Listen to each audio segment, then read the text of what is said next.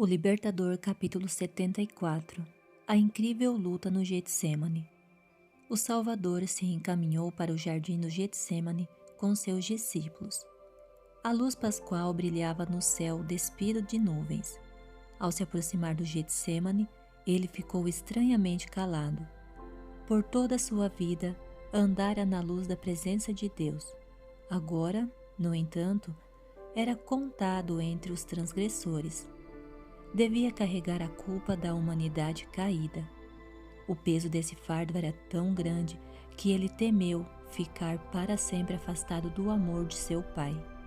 Ele exclamou: "A minha alma está profundamente triste, numa tristeza mortal."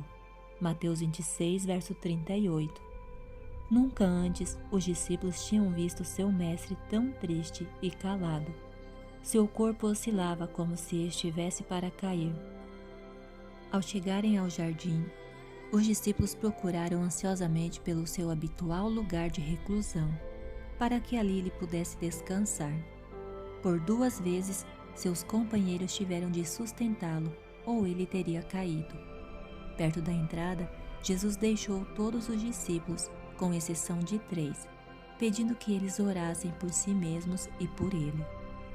Com Pedro, Tiago e João, entrou no jardim. Em sua grande luta, Cristo os queria por perto. Várias vezes, os 3 haviam passado a noite com ele, naquele retiro. Depois de um período de oração, eles dormiam imperturbáveis, até que, de manhã, Jesus os acordava para saírem outra vez a trabalhar. Agora, o Salvador queria que passassem a noite com ele em oração. No entanto, não podia suportar a ideia de que, mesmo eles testemunhassem a agonia que estava por experimentar. "Fiquem aqui", Jesus disse, "e vigiem comigo." Ele se afastou um pouco, não tão longe que não pudessem vê-lo e ouvi-lo, e caiu prostrado no chão. Sentiu que estava sendo separado do Pai pelo pecado. O abismo era tão largo, tão escuro e tão profundo que seu espírito estremeceu diante dele. Ele não podia exercer seu poder divino para escapar dessa agonia. Como homem, devia sofrer as consequências do pecado humano. Como homem, tinha que sofrer a ira de Deus contra a transgressão. A terrível tentação. A relação que Cristo agora tinha com Deus era diferente daquela que sempre tivera antes. Como nosso substituto, Cristo estava sofrendo sob a justiça divina. Antes disso, ele tinha sido um intercessor por outros. Agora, desejava ter alguém que intercedesse por ele. Ao Cristo sentir que sua unidade com o Pai estava sendo interrompida, ele temeu que, em sua natureza humana, não fosse capaz de suportar o conflito. O tentador havia chegado para a última e temível luta. Se fracassasse ali, o reino do mundo finalmente se tornaria de Cristo, e ele seria derrotado.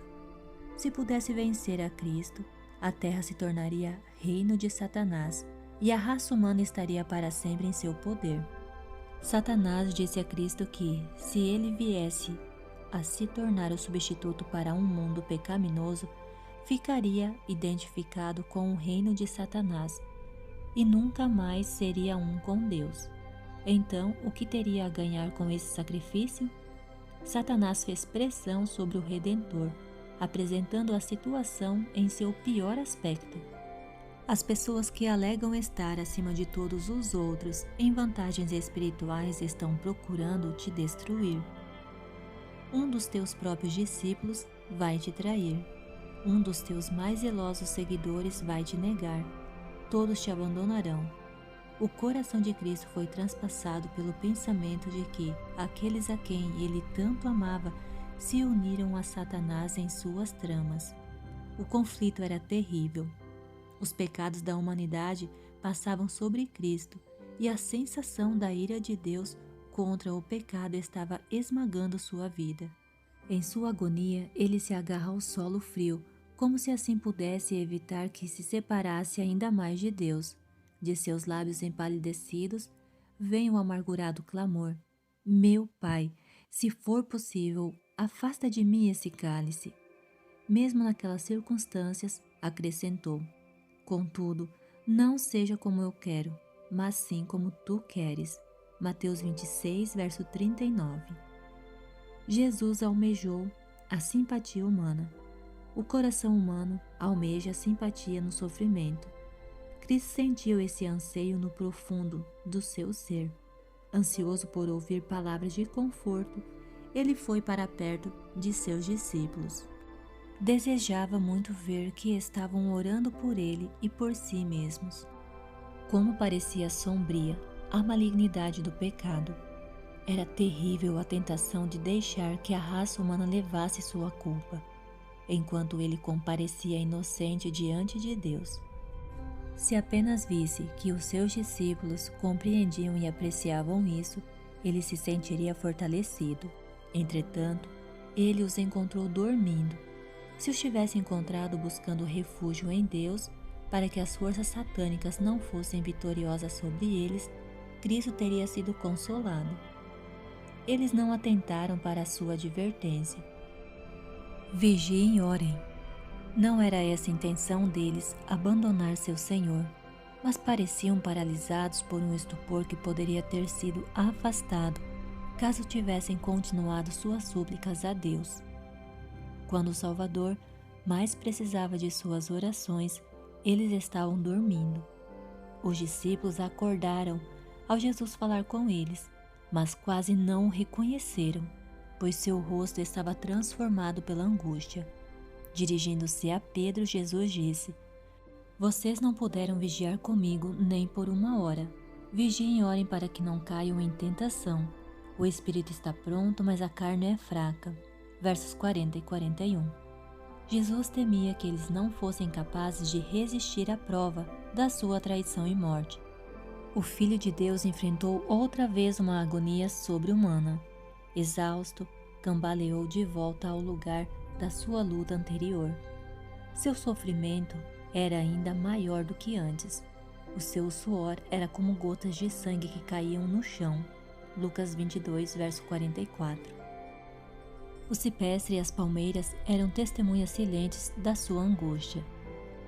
De seus frondosos galhos, gotas pesadas de orvalho caíam sobre o corpo prostrado de Jesus, como se a natureza chorasse sobre o seu Criador que, sozinho, lutava contra os poderes das trevas.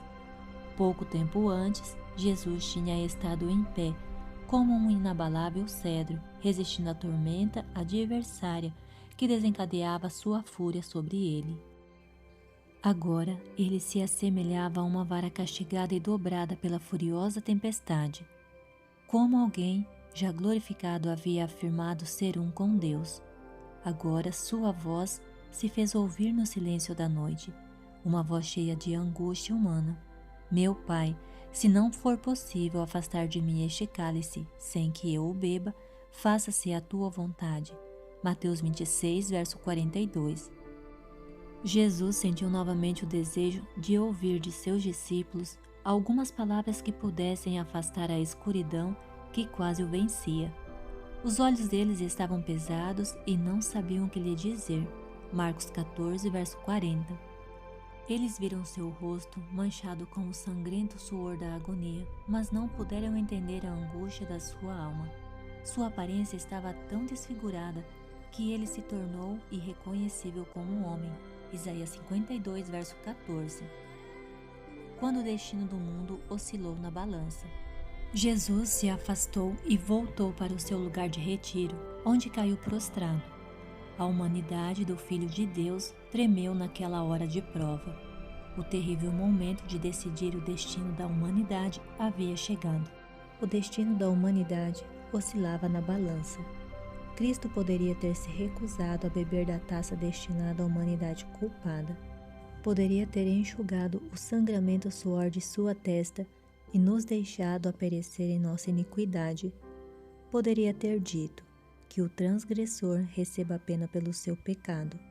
Eu volto para o meu Pai.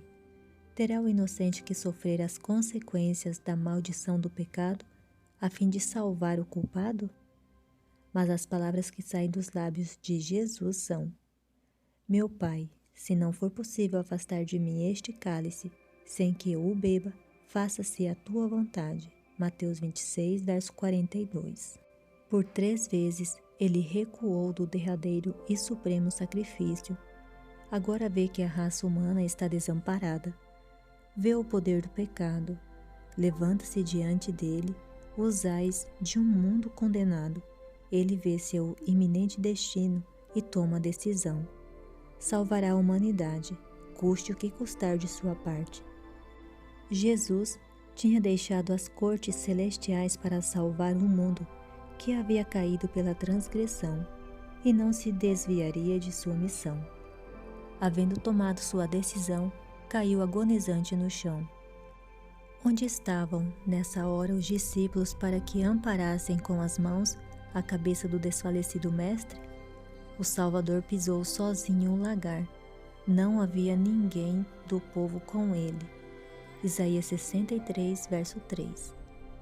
Deus sofreu com seu Filho. Anjos testemunharam a agonia do Salvador. Houve silêncio no céu. Nenhuma harpa foi tocada. Em silente dor, a hoste angelical observava o Pai afastando os seus raios de luz, amor e glória de seu Filho amado. Satanás e seus aliados na obra do mal olhavam com atenção. Qual seria a resposta à oração de Cristo, repetida 3 vezes? Nessa tremenda crise, quando a misteriosa taça tremia na mão do sofredor, o poderoso anjo que fica na presença de Deus, ocupando a posição da qual Satanás caíra, veio estar ao lado de Cristo. O anjo não veio para tirar a taça da mão de Cristo, mas para fortalecê-lo com a certeza do amor do Pai. Ele lhe garantiu que sua morte resultaria na completa derrota de Satanás e que o reino deste mundo seria dado aos santos do Altíssimo. Disse-lhes que ele veria uma multidão de salvos, pessoas eternamente salvas. Como a oração de Cristo foi respondida. A agonia de Cristo não cessou, mas a depressão e o desânimo o deixaram. A tormenta não tinha diminuído, mas ele foi fortalecido para enfrentar sua fúria. Uma paz celestial se delineava em seu rosto, manchado de sangue. Havia suportado o que nenhum ser humano jamais poderia suportar, pois tinha provado os sofrimentos de morte por todos os seres humanos. Os adormecidos discípulos, de repente, acordaram e viram o anjo. Eles ouviram sua voz falando palavras de conforto e esperança ao Salvador. Agora, já não temiam pelo Salvador. Ele estava sob os cuidados de Deus. Novamente, os discípulos cederam ao estranho estupor que os dominava. Outra vez, Jesus os encontrou dormindo. Olhando com tristeza para eles, Jesus disse: "Vocês ainda dormem e descansam? Chegou a hora. Eis que o Filho do Homem está sendo entregue nas mãos de pecadores." Enquanto falava, ouviu os passos da turba à sua procura e disse: "Levantem-se e vamos. Aí vem aquele que me trai." Mateus 26, versos 45 e 46. Nenhum traço de sua recente agonia era visível quando Jesus se adiantou para encontrar seu traidor. "A quem vocês estão procurando?" Eles responderam: "A Jesus de Nazaré." Jesus respondeu: "Eu sou." João verso 18, verso 4 e 5. Ao pronunciar essas palavras, o anjo que viera ajudar Jesus se colocou entre ele e a turba. Uma luz divina iluminou o rosto do Salvador. Na presença dessa glória divina, a multidão assassina recuou cambaleante, até Judas caiu no chão. O anjo se retirou e a luz se dissipou.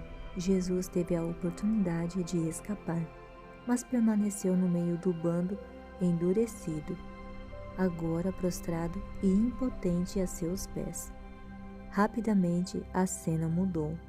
Os soldados romanos, os sacerdotes e Judas se reuniram em torno de Cristo, temendo que ele escapasse. Eles já tinham evidências de que aquele que estava diante deles era o Filho de Deus, porém não se convenciam disso. A pergunta: "A quem vocês procuram?" Eles responderam novamente: "A Jesus de Nazaré." Então o Salvador disse: Já lhes disse que sou eu. Se vocês estão me procurando, deixe ir embora estes homens. Versos 7 e 8. E apontou para os discípulos. Ele estava pronto para se sacrificar por eles. Judas, o traidor, não se esqueceu do papel que devia desempenhar. Ele dera um sinal aos perseguidores de Jesus, dizendo: aquele a quem eu saudar com um beijo é ele. Prendam-no. Mateus 2, verso 48. Então, ao chegar perto de Jesus, tomou sua mão como se fosse um amigo familiar.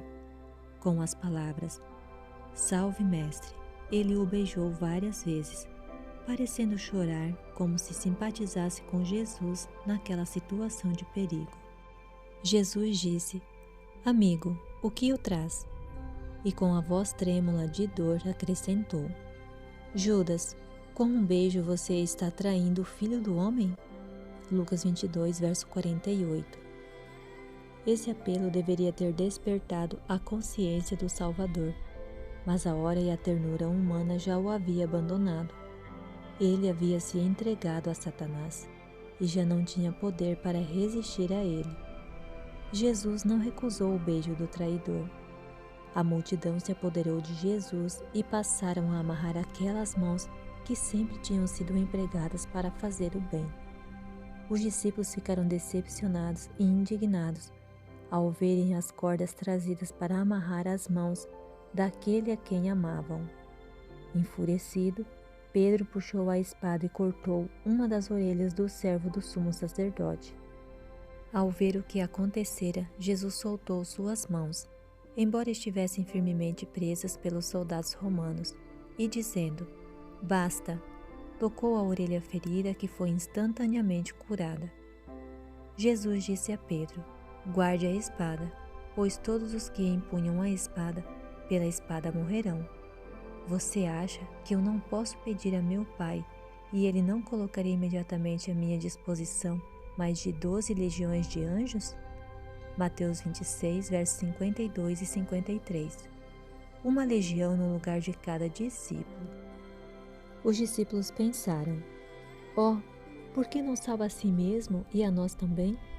Respondendo a este pensamento não expresso, Jesus acrescentou: Como então se cumpririam as Escrituras que dizem que as coisas deveriam acontecer desta forma? Verso 54. Acaso não haverei de beber o cálice que o Pai me deu? Os astutos sacerdotes e anciãos haviam se juntado à polícia do templo e à plebe para seguirem Judas até o Getsemane. Que companhia para aqueles dignatários se unirem, um bando armado com todo tipo de instrumentos, como se estivesse à caça de um animal selvagem. Virando-se para os sacerdotes e anciãos, Cristo pronunciou palavras que eles nunca esqueceriam. Estou eu chefiando alguma rebelião para que vocês tenham vindo com espadas e varas? Todos os dias eu estava com vocês no templo e vocês não levantaram a mão contra mim. Mas esta é a hora de vocês, quando as trevas reinam. Lucas 22, versos 52 e 53. Os discípulos ficaram aterrorizados ao ver Jesus se deixar prender e amarrar. Ficaram ofendidos por ele ter permitido esta humilhação para si e para eles. Não podiam entender sua conduta e o culparam por ter se submetido a tudo aquilo. Em sua indignação e temor, Pedro propôs que salvassem a si mesmos. Seguindo sua sugestão, todos os discípulos o abandonaram e fugiram.